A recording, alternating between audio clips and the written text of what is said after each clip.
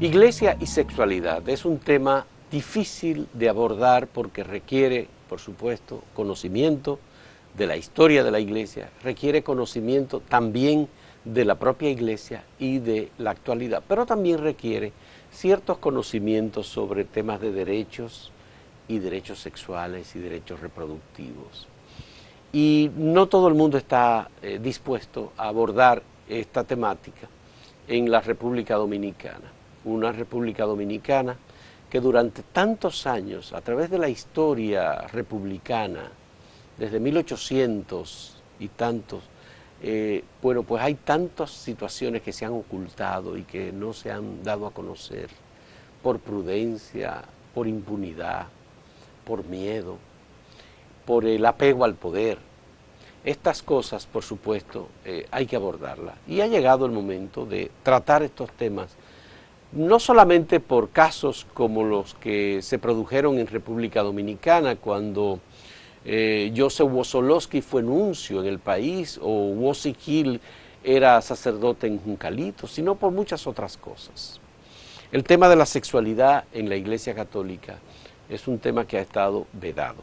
Hay muchos libros que se han publicado en muchos lugares, en Italia, en Europa, en España, en Estados Unidos. Hay películas que se han hecho que abordan esta temática, pero desde un punto de vista de denuncia. No queremos abordarlo esto desde el punto de vista de la denuncia. Queremos hacer una reflexión sobre la Iglesia Católica y la sexualidad. ¿Cuándo los curas o los sacerdotes, para decirlo en un lenguaje más políticamente correcto, dejaron de casarse? En la historia de la Iglesia Católica, los sacerdotes, los obispos, los servidores de la Iglesia se casaban y tenían hijos. Y muchos hijos decidían ser sacerdotes y luego eran obispos, y algunos llegó a ser hasta papa. Obviamente, Santo Tomás de Aquino y los padres de la Iglesia establecieron algunas ideas sobre el tema de la sexualidad muy claramente. Algunas misóginas, es decir, de rechazo total a las mujeres, pero otras más bien de aceptación. Y fue hasta el año 1329 cuando se estableció en Tarragona, España, el rechazo total al matrimonio de los sacerdotes y de los obispos. Desde entonces ha habido ya mucha historia y por eso hemos invitado a Héctor Rodríguez Cruz, nuestro querido amigo y psicólogo, psiquiatra, es un especialista en temas de la Iglesia, es un hombre de Iglesia al mismo tiempo.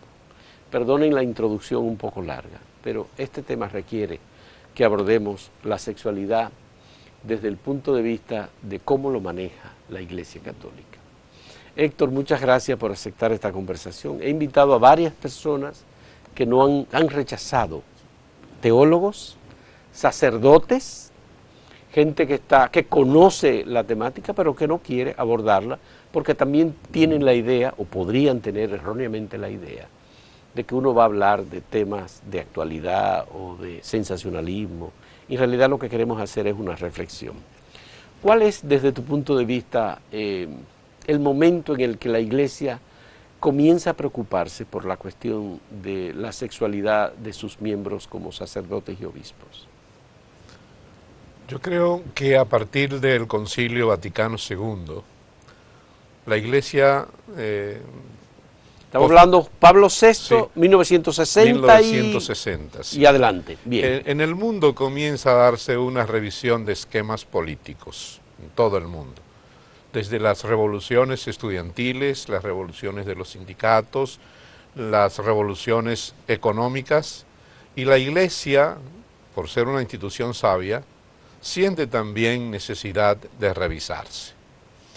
El papel y la opinión de los laicos comienza a ser ponderada cristianamente, como fue inicialmente, que fue una iglesia prácticamente laica. Sí. Y las opiniones de los laicos a partir del Vaticano II llevan muchos temas dentro del templo. Y llevó muchos temas científicos, temas de población, temas de salud, problemáticas locales e internacionales, como el surgimiento que comenzaba a trabajarse entonces, el surgimiento de los de los derechos sexuales y reproductivos, el mismo papel de la Organización Mundial de la Salud, que completó la definición de salud, redefiniéndola como un estado de bienestar mental, físico, social y sexual.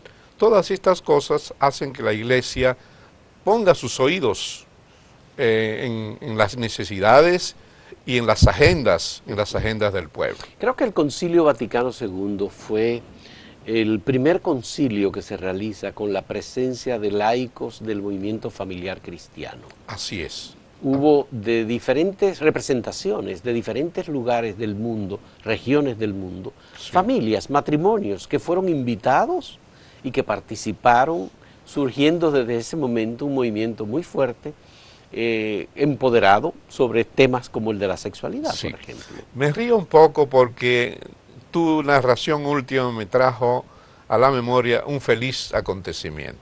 Sí. En los años 70, al inicio, después del Vaticano, se crea en la República Dominicana el Instituto Nacional de Educación Sexual. Y adivina quién lo crea. Monseñor Príamo Tejeda. Monseñor Príamo Tejeda. Sacerdote, virtuoso, sí, médico, humanista. Sí. Y precisamente ese hito es importante para la Iglesia Dominicana. A mí me tocó fortuitamente ser director ejecutivo del Instituto Nacional de Educación Sexual vinculado a PEC, que también surge en el año 65 como una estructura tipo Opus Dei, así. Pero déjame recordarte otra cosa. Un poco antes, Monseñor Príamo, siendo sacerdote, fue de los fundadores de Profamilia. Sí, también. De Profamilia, que es una institución atacada, pero con sus méritos educativos con también. Muchos méritos educativos porque y sociales. Se dedicó al tema de la educación sexual, sí, y al tema de... primero fue el control de la natalidad, sí, pero esa fue una versión, sí, pero eso fue evolucionando, sí, sí, hacia el tema de los derechos sexuales y reproductivos. Sí, sí. Y eso es lo que hace hoy. Sí.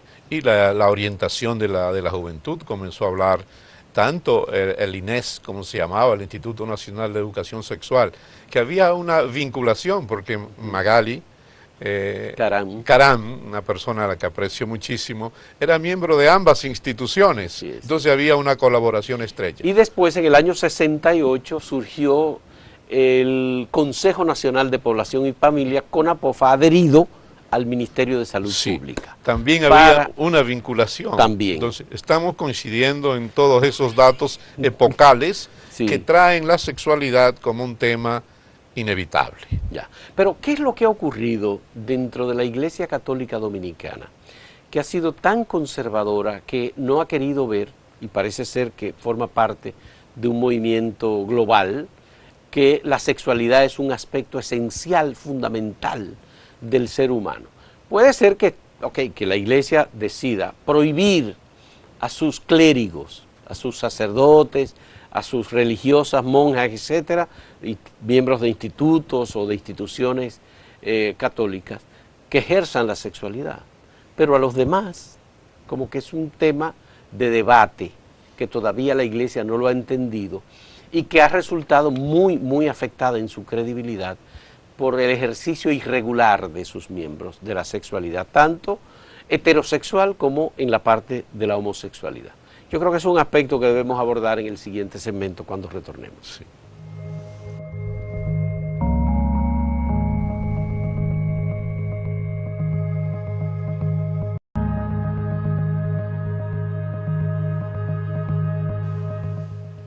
¿Por qué la Iglesia Católica ha acogido a tantos homosexuales como clérigos?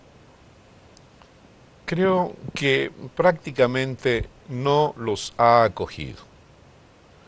Hoy día, y cuando la comunicación era más escasa, no se sabía. La Iglesia Católica, no solamente la Iglesia Católica Romana, sino la Iglesia Católica Universal, que está compuesta por 25 iglesias más, por 25 el rito griego, copto, todas esas iglesias también son católicas. Los luteranos, por ejemplo, sí, que ejercen su sexualidad sin ningún problema, es decir, y ordenan a las mujeres como obispos y como sacerdotes. Sí. Yo creo que el tema se ha mantenido oculto debido a algunas razones burocráticas dentro de la iglesia, dentro del rito romano, burocrático. Es decir, el tema va a pasar a la congregación de la fe, quizás manteniendo la sexualidad con muchos prejuicios y pocos estudios profundos en un lugar donde no debe estar. Es decir, hay que ver dentro del contexto de la iglesia, de la moral católica, la sexualidad como pecado. Es decir, hay toda una serie de consideraciones dogmáticas sobre la sexualidad como pecado. El avance se da, bueno, en otros ritos de la Iglesia Católica también, se manejó siempre la sexualidad como algo hecho por Dios, como algo divino. El ser humano nace sexuado, es criatura de Dios, y la sexualidad no solamente está al servicio de la reproducción, sino al servicio del amor, al servicio de la ternura, siendo, yo creo, una iglesia un poco freudiana, al ver que detrás del eros hay muchos sentimientos humanos constructivos. Y vio Dios que es bueno. Que es bueno. Dice uno de los textos bíblicos sobre el acto sexual. Sobre el acto sexual. Que es un acto de amor. Se ha descubierto también, y yo creo que en ese sentido se le dio más énfasis al pecado que al delito. Se le dio más énfasis a la sexualidad negativa que a la sexualidad positiva. Y recojo, yendo a la posmodernidad, un par de investigadores de la Universidad de Manchester han creado una categoría de inteligencia que se llama inteligencia sexual, que es un derivado quizás de la inteligencia emocional. Mira, son muchos, Héctor, yo creo que los estudios que se han hecho.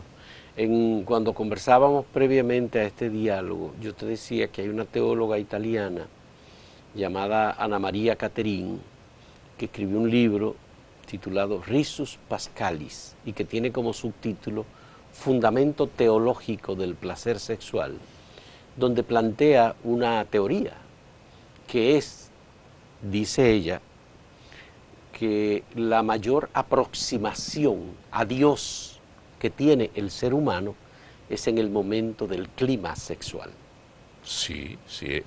Porque es el momento de la entrega total, es el momento en el que uno no es uno, sino que se convierte en el otro. Del éxtasis. Del éxtasis. Sí.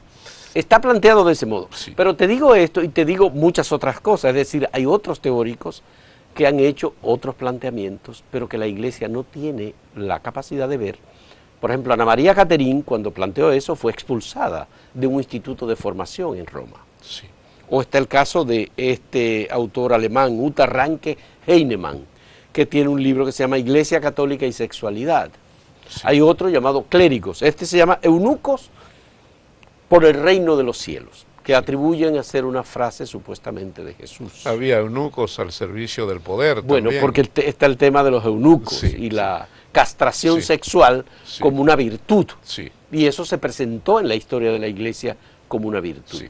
Pero yo te digo y te reitero, la Iglesia no ha podido resolver el tema de la homosexualidad. Sí. Y ya más que el tema de la sexualidad está planteado como un tema que afecta mucho a la Iglesia porque se trata de violaciones sexuales, se trata de pederastia, se trata de abuso de poder y de abuso de la fe de los demás. Vuelvo a rescatar tu pregunta, que es importante, tu pregunta local, de por qué la iglesia, en la iglesia dominicana se dan tantos, o se dan casos. No tantos, casos. Se dan casos que hay que discriminar. Hay casos de homosexualidad, que no necesariamente llega al delito, a la violación, a la depravación, y hay, como hay también en todas las demás clases sociales, médicos, en todas las bomberos, áreas, en todas las áreas. Eso no es exclusivo de la Iglesia Católica. Lo que pasa es que la Iglesia por naturaleza es heredera de amor, de perdón, de sensatez, de tolerancia, de acogimiento, Y entonces estos pecados de la Iglesia no solamente se sobredimensionan, sino que impactan por el valor mismo que tiene la formación, la axiología de la Iglesia, es decir, el peso moral que tiene la Iglesia.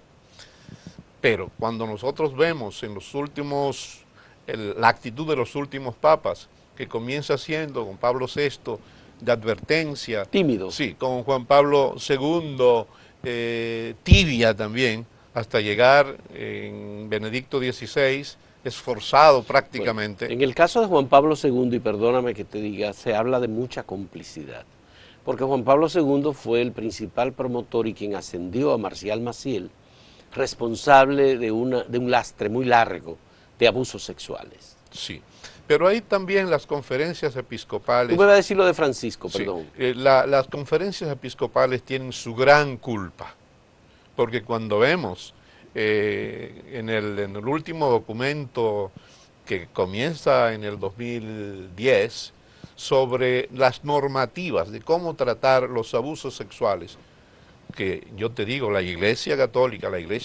Dominicana, debe hacer énfasis en ese instrumento legal.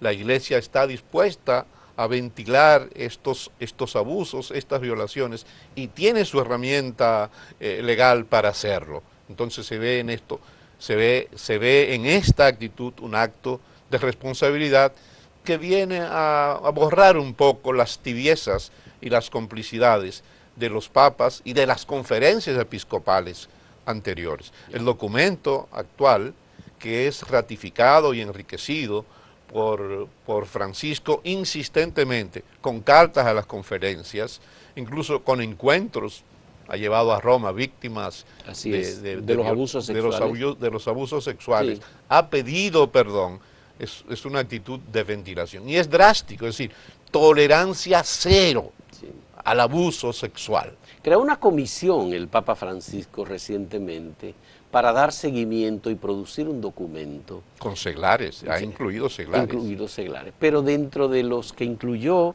estuvo uno de los, un arzobispo de Australia, sí, que fue señalado como responsable de haber ocultado sí, actos de pederastia y de violaciones sexuales dentro sí. de la iglesia australiana. Sí, después de eso también ha habido un documento del Papa Francisco que habla de la responsabilidad, no solamente de las conferencias, de los obispos, como responsable de los sacerdotes y en las órdenes religiosas de los superiores. ¿Qué fue lo que se descubrió en el caso de Boston con la investigación periodística que luego fue llevada al cine sobre las violaciones y los traslados de los sacerdotes que dentro de seminarios y colegios católicos violaban alumnos de manera continua y eran trasladados de un lugar a otro? Sí. Vamos a hacer una última pausa en este diálogo con Héctor Rodríguez Cruz sobre Iglesia Católica y sexualidad. Yo creo que están...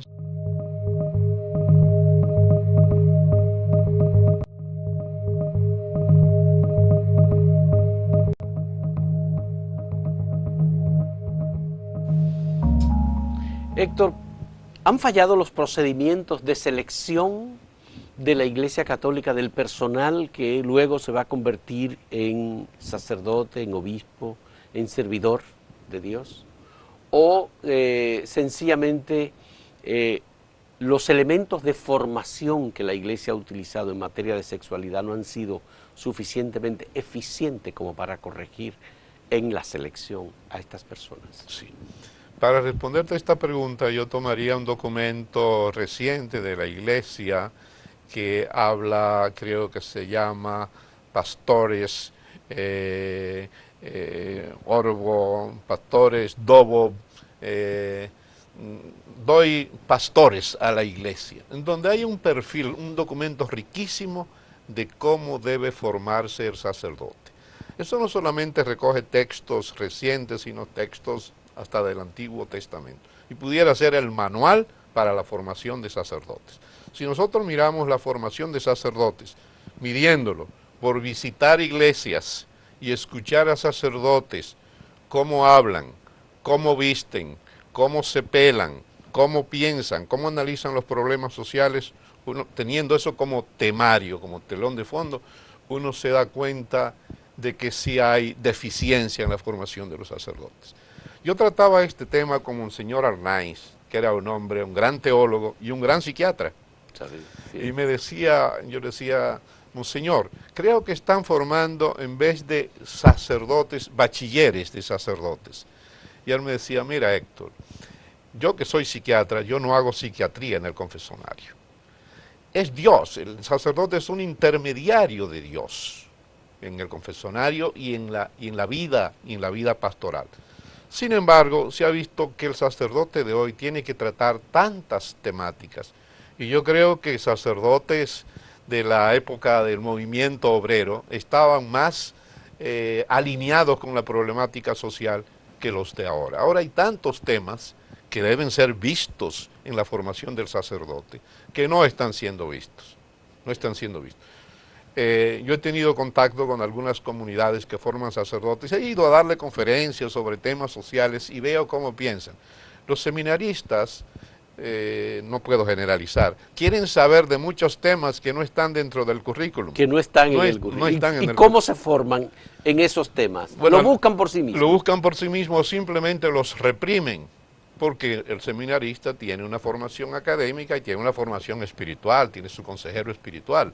Entonces yo creo que se está masificando, pese a que se dice que hay carencia de vocaciones, que eso es relativamente cierto, se está hablando en términos proporcionales de población, es decir, no sabemos cuántos sacerdotes por personas miles de habitantes. Pero sí, por el número de parroquias que hay, habremos de pensar que la escasez, y con ayuda de los diáconos,